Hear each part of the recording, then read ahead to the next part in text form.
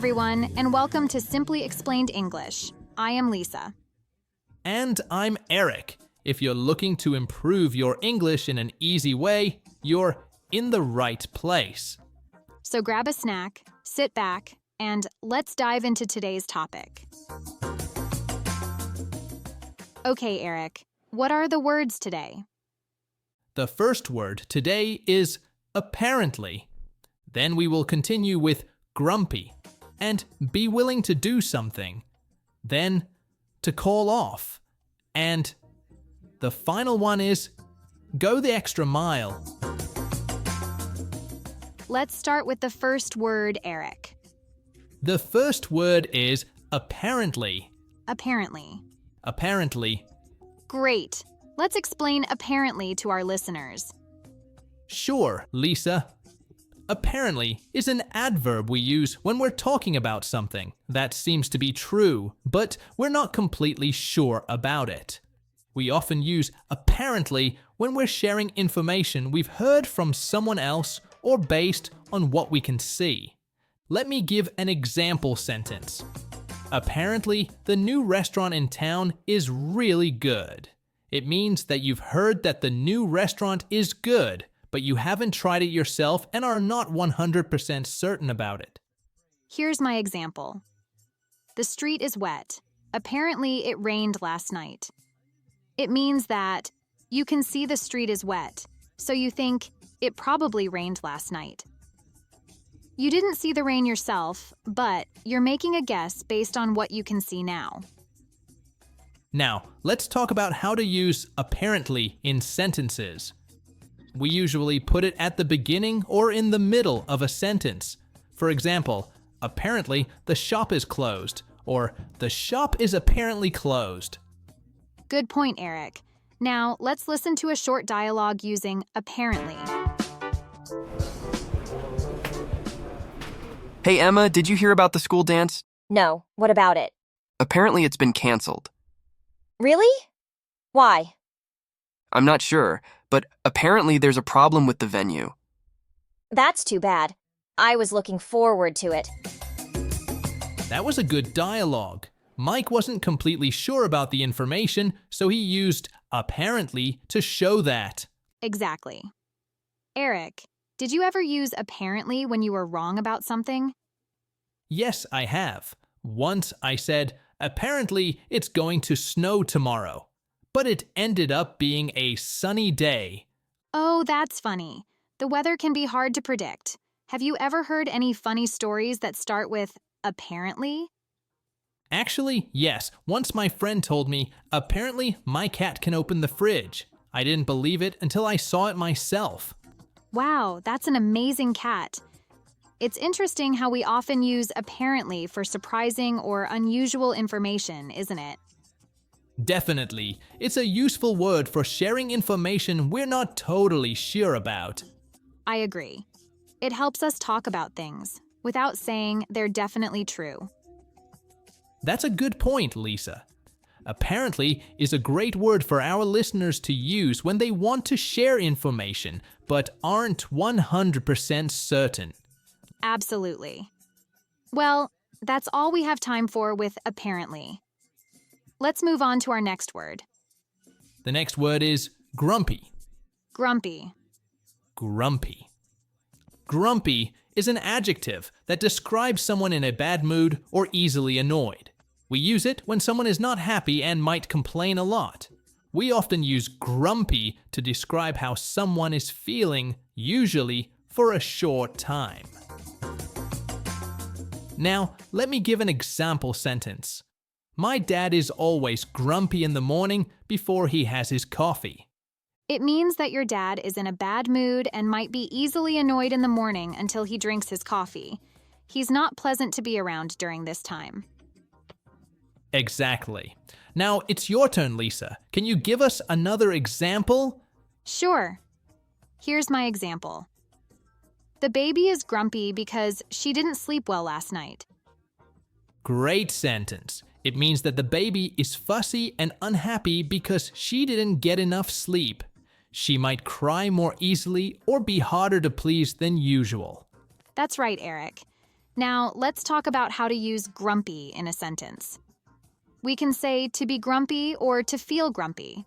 For example, he is grumpy today, or I'm feeling grumpy because of the bad weather. Good point, Lisa. Now let's listen to a short dialogue using grumpy. Hi, Tom. How are you today? Not great. I'm feeling really grumpy. Oh no. Why are you grumpy? I didn't sleep well and I have a lot of work to do. I'm sorry to hear that. Maybe some fresh air will help you feel better. That was a good dialogue. Eric, do you ever feel grumpy? Sometimes, yes. I can be grumpy if I'm hungry or have to wake up very early. I understand that. What do you do to feel better when you're grumpy? I try to eat something or take a short nap. Those usually help me feel better. What about you, Lisa? What makes you grumpy? I can get grumpy when I'm stuck in traffic or when it's too hot outside. Those are good ways to improve your mood. It's interesting how different things can make people grumpy. Yes, it is. And it's important to remember that everyone feels grumpy sometimes. It's a normal emotion. That's true. We should try to understand when and why others are grumpy and manage our own grumpy moods. Absolutely. Well, that's all we have time for with grumpy. Let's explain our next word. The next word is be willing to do something. Be willing to do something means to be happy or ready to do something. It shows that you agree to do it without being forced. For example, she is willing to help with the project. It means that she is happy or ready to help with the project. That's right. Here's another example. He was willing to stay late to finish the work. It means that he agreed to stay late to finish the work and was ready to do it without any pressure. Exactly. Now, let's briefly discuss some grammar related to the word. Be willing to is followed by the infinitive form of the verb. For example, I am willing to learn English, or they were willing to wait. Great. Now, let's have a short dialogue using the phrase, be willing to do something. Hi, Emma. I need some help with my math homework. Are you willing to help me? Of course. I'm always willing to help with math. What do you need? Thanks. I don't understand these questions. Would you be willing to explain them to me? Sure, I'd be happy to. Let's look at them together. That was a good dialogue, Eric. Emma was willing to help Mark with his math homework. Yes, that's right. She agreed to help without any problem. She even said she's always willing to help with math. Lisa, have you ever been willing to do something special? Yes, I was willing to volunteer at a local animal shelter on weekends. How about you, Eric? I was willing to help my friend move to a new house last month. Do you think being willing to help others is important? Yes, it shows kindness and support, which are important in any relationship.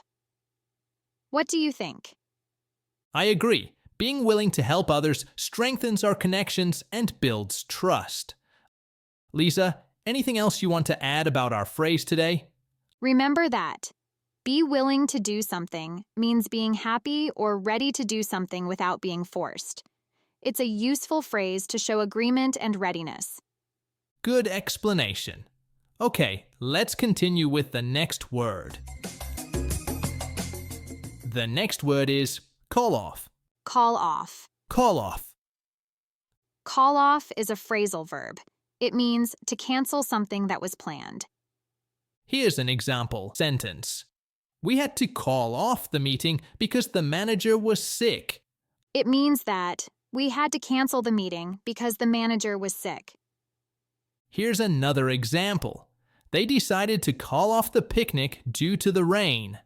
It means that they decided to cancel the picnic because of the rain. Now, let's briefly discuss some grammar related to call off. This phrase is a phrasal verb and is often followed by a noun, such as meeting or picnic. For example, call off the event, or call off the trip. Great. Now, let's have a short dialogue using the phrase call off. In this dialogue, we'll have two friends, John and Maria, talking about their weekend plans. Did you hear that they called off the concert? Really? Why did they call it off? Apparently, the lead singer is sick. That's too bad. I was really looking forward to it. Me too. I guess we'll have to find something else to do. Now, let's talk about our dialogue. Lisa, what do you think about the situation with the concert? Well, based on the dialogue, the concert was called off because the lead singer was sick. Both John and Maria had been looking forward to it, but now they were disappointed. What do you think about their reaction? Their reaction is understandable. Sometimes it might be disappointing when plans are canceled. Have you ever had to call off something, Lisa? Yes, I had to call off a trip once because of bad weather. How about you, Eric? I had to call off a meeting because of a last-minute emergency. Do you think it's important to let people know early when something is called off? Yes, informing people early helps them change their plans accordingly. I agree. It shows consideration and helps avoid confusion. Do you know any other phrases that mean the same as call off? Yes, phrases like cancel and abort have similar meanings. Okay, I think we have explained call off fairly enough. Now, let's move on to the last word of today. What's the last word of today, Eric? The last word today is go the extra mile. Go the extra mile.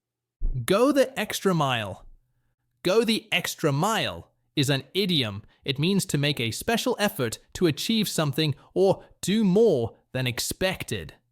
For example, she always goes the extra mile to help her customers. It means that she makes a special effort to help her customers, doing more than what is expected. Exactly, Lisa. Here's another example. If you want to succeed, you need to go the extra mile in your work.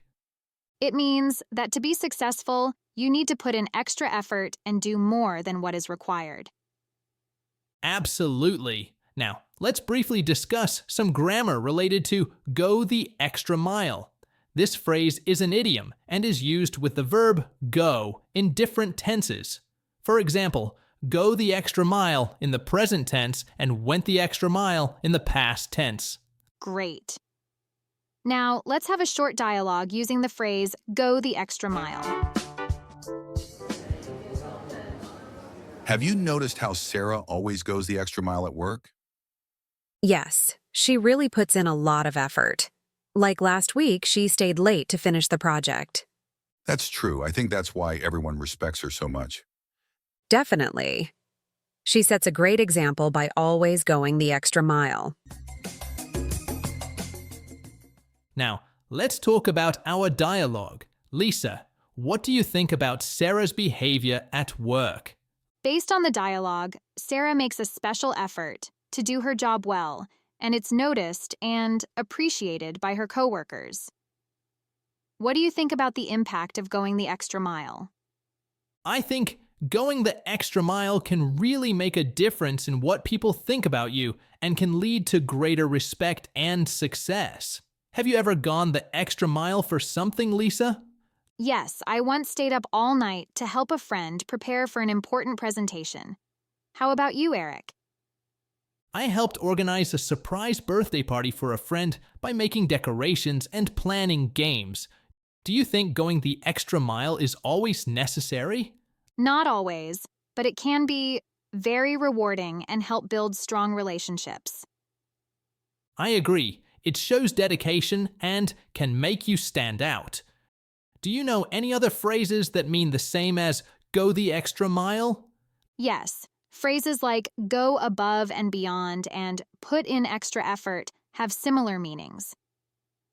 Exactly. Remember that go the extra mile means making a special effort to achieve something or doing more than what is expected. It's a useful phrase to show dedication and hard work. That's right. And that brings us to the end of today's episode. We hope you enjoyed learning with us. Remember to study the new words and phrases we've discussed. Don't forget to tune in next time for more simple explanations and useful examples. Thanks for listening and keep improving your English one word at a time. See you in the next episode. Bye for now.